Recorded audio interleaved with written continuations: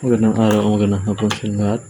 Ngayon, tuturuan ko kayo kung paano maglaro ng larong chess.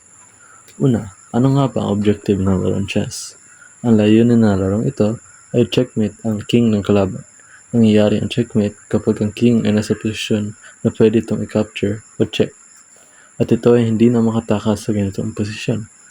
Maaari rin ito matapos sa resultang draw o walang nanalo. Tapos, paano nga ba i-set up ang chessboard? Ang unay hanay ay dapat i-set up tulad ng sumusunod mula kaliwa pa kanan. Rook, Knight, Bishop, King, Queen, Bishop, Knight, Rook. I-set up mo ito ng tama kung iyong Queen ay nasa parehong kulay na parisukat ng Queen ng kabilang manlalaro. Ang manlalaro na may puting praso ay palaging unang gumagalaw. Sunod, paano nga ba ginagalaw ang bawat piraso? Unahin natin ang pawn. Ang pawn ay ang pinakamahinang piyesa at may katumbas na 1 puntos. Kung ito ang unang galaw ng isang pawn, maaari itong sumulong ng 1 o 2 square. Kung ang isang pawn ay nakagalaw na, maaari itong mag-capture ng isang parisukat lamang sa bawat pagkakataon. Inaatake nito ang bawat parisukat ng pahilis o kaliwa o kanan. Sunod ay ang bishop. Ang bishop ay nakakahalaga ng 3 puntos. Ang isang obispo ay maaaring gumalaw ng pahilis o kahit gaano karaming parisukat hanggat gusto nito. Hanggat hindi ito naharangan ng sarili itong mga piyesa o okupadong parisukat.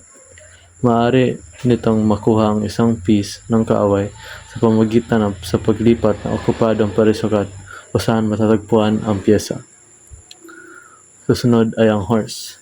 Ang kabalyero ay nagkahalaga ng 3 puntos. Ang horse ang tanging piyesa sa chess na maaaring tumalon sa isa pang piyesa. Gumagalaw ito ng isang square pakaliwa o pakanan. Ang kabalyero ay gumagalaw sa hugis L. Maaari lamang makuha ng kabalyero ang kung ano ang mapalitan nito, hindi kung ano ang nadaanan nito. Susunod ay ang rook. Ang rook ay nakakahalaga ng 5 puntos. Maaari itong gumalaw na kahit ilang parisukat na gusto nito, pakaliwa o pakanan ng pahalang. Ang isang madaling paraan upang matandaan kung paano maaaring gumalaw isang tore ay paggalaw nito na parang cross na simbolo. Tapos, ang queen. Ang queen ang nagkakahalaga ng 9 na puntos. Maaari itong gumalaw ng kahit ilang parisukat na gusto nito, pakaliwa o pakanan ng pahilang, o kahit ilang parisukat na gusto nito pataas o pababa ng patayo, tulad ng isang tore. Ang isang madaling paraan upang matandaan kung paano maaaring gumalaw ang isang reyna ay ang paggalaw nito na parang pinagsamang rook at bishop. At ang huli ay ang king. Ang king ay hindi isang napakalakas na piyesa dahil maaari lamang itong gumalaw o makahuli na isang parisukat sa anumang direksyon. Pakitandaan ng hari ay hindi maaaring mahuli. Kapag ang isang hari ay naatake, ito ay tinatawag na check. May espesyal rin itong galaw na ang tawag ay castling. Susunod, ang mga uri ng draw sa chess. Una, yung stalemate. Nangyayari ang tabla sa pamamagitan ng stalemate kapag ang manlalarong kailangang gumalaw ay walang legal na galaw at ang kanyang hari ay hindi nakakontrol. Kung hindi, iyon ay magiging checkmate. Para mangyari ang isang stalemate, ang galaw na nagdulot na posisyon ay dapat legal. Sunod ay mutual agreement. Kung sa anumang kadahilanan, magkasundo ang pareho-parehong manlalaro ng tabla ang score.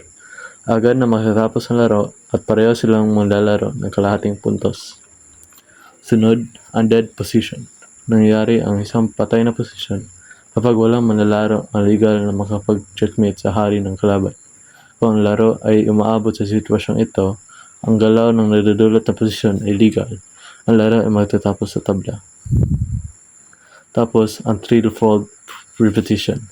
Maaring humingon ng draw ang isang manlalaro kapag naabot na ang isang posisyon na hindi bababa sa 3 beses na parehong laro.